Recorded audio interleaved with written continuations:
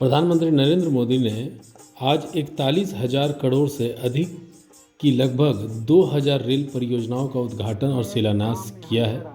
प्रधानमंत्री अमृत भारत स्टेशन योजना के तहत देश के 553 रेलवे स्टेशनों का 19,000 करोड़ से अधिक की लागत से पुनर्विकास किया जाएगा।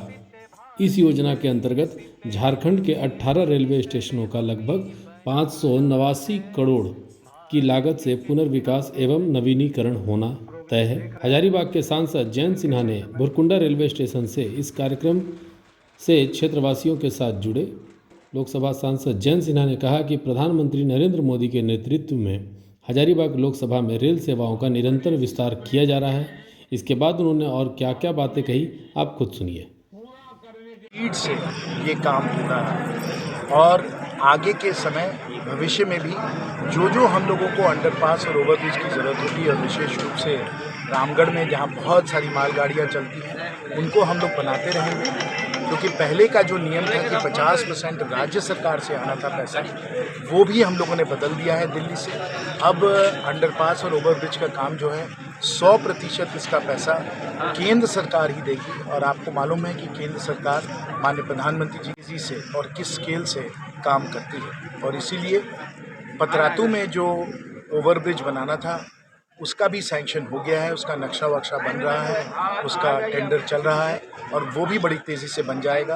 और अलग अलग जो हम लोगों को अंडरपास ओवरब्रिज बनाने हैं, जैसे गोला का भी, उसको भी हम लोग तेज़ी से बनाएंगे। तो ओगढ़ के लिए और विशेष जयनगर के लिए बहुत ही ऐतिहासिक दिन है। हमारे परम आदरणीय प्रधानमंत्री जी ने एक विशाल कार्यक्रम के द्वारा हजारों रेलवे स्टेशन और अंडरब्रिज और ओवरपास को उन्होंने शिलान्यास और लोकार्पण किया। जो लाखों करोड़ पैसे हम लोग बजट के द्वारा दिल्ली से क्षेत्र में भेजते हैं, रेलवे को भेजते हैं, उसका जीवित उदाहरण यहाँ हम लोग जयनगर में खड़े होकर देख रहे हैं।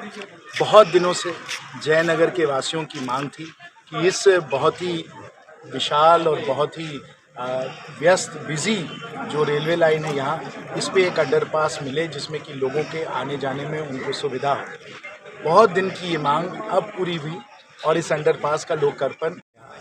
इसी प्रकार से देश भर में ऐसे अंडरपास, ओवरब्रिज और स्टेशनों का लोकार्पण और शिलान्यास किया गया। और जो कायाकल्प आज के समय भारतीय रेलवे का हो रहा है वो अकल्पनीय था और कोई भी समझ नहीं सकता था कि हम लोग किस तेज़ी से इस काम को कर सकते। जैसे परम आदरणीय प्रधानमंत्री जी ने बोला, ये अद्भुत स्केल पे